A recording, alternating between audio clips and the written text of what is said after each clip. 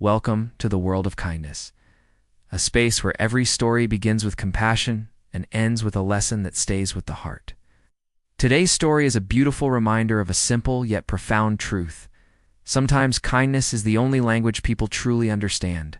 Picture this: the busy town of Riverdale, vibrant and full of life. In a cozy corner cafe, a young woman named Maya Bennett worked as a barista. Maya was special. She didn't just serve coffee, she served warmth. She greeted every single customer with a heartfelt smile and a genuine warmth, even on the days when her own life felt anything but easy. Her small cafe was more than just a place to get a caffeine fix. It was a sanctuary of small comforts, all thanks to her. One particularly cold morning, the bell on the cafe door chimed, and a man named Evan Brooks walked in, carried more than just a briefcase. But you could almost see the weight of the world on his shoulders. Frustration was etched into his face, his posture was tense, and his eyes held emotions that seemed too heavy for words. The moment he stepped inside, a cloud of stress seemed to enter with him. He was impatient, snapped at the slow-moving line, his voice sharp and cutting. When he finally got to the counter, he complained about the coffee temperature, his tone dripping with irritation.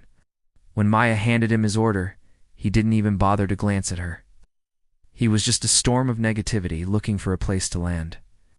Now most people in Maya's position would have reacted, maybe with a sigh, an eye roll, or even a sharp retort of their own. It would have been easy to meet his anger with more anger, but Maya didn't. She saw past the frustration. She looked at this tense, unhappy man and felt a quiet sense of compassion. Instead of taking his attitude personally, she did something unexpected. As she handed him his coffee, she looked him directly in the eyes, her own filled with sincerity, and said gently, "I hope your day gets better." Truly, Evan stopped. He was already turning to leave, but her words froze him in place. He was completely surprised. He had been bracing for a negative reaction, for someone to push back against his bad mood, but there was no irritation in her voice, no judgment in her eyes, just pure, simple sincerity.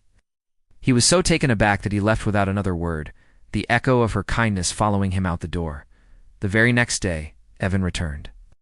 The tension was still there, clinging to him like a shadow, but he was quieter this time. The storm inside him seemed to have calmed just a little. And once again, Maya greeted him with the same gentle tone, the same warm smile. She didn't mention his behavior from the day before. She just treated him like any other valued customer, offering a small island of peace in his turbulent world.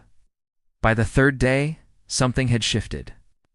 Evan walked in, approached the counter, and instead of just ordering, he looked at Maya and finally opened up. "I'm sorry," he murmured, his voice barely a whisper. "My mom's in the hospital. I guess I've been carrying too much." His voice trembled on the last few words, and in that single moment of vulnerability, Maya understood everything. His anger wasn't really anger at all. It was grief, raw and painful, desperately trying to find a hiding place. It was fear and worry disguised as impatience. Maya's heart went out to him.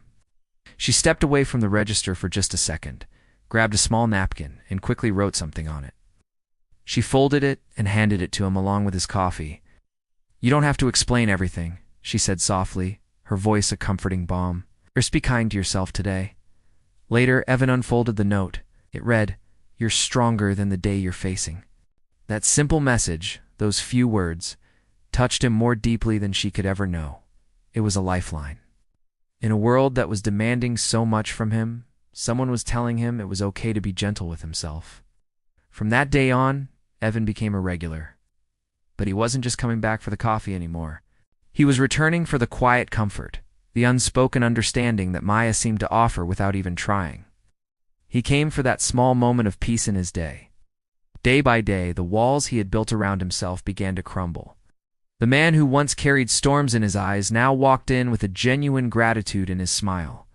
He and Maya would exchange a few words, a shared look, a simple connection that meant the world to him. A few weeks later, Evan arrived at the cafe holding a small bouquet of flowers. He walked up to the counter, placed them gently in front of Maya, and said, "Thank you."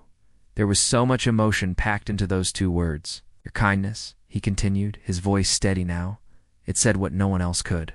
What the world didn't know, what even Evan didn't know, was that Maya, too, had her own quiet battles. She had her own worries, her own heartaches. But by choosing to extend kindness to someone else, by helping to heal a stranger's pain, she was also, in a small but significant way, healing a part of herself.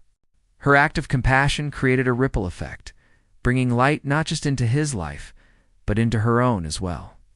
In that little cafe in Riverdale, nothing grand or headline-worthy happened. There were no miracles, no dramatic events. But something deeply and profoundly human occurred.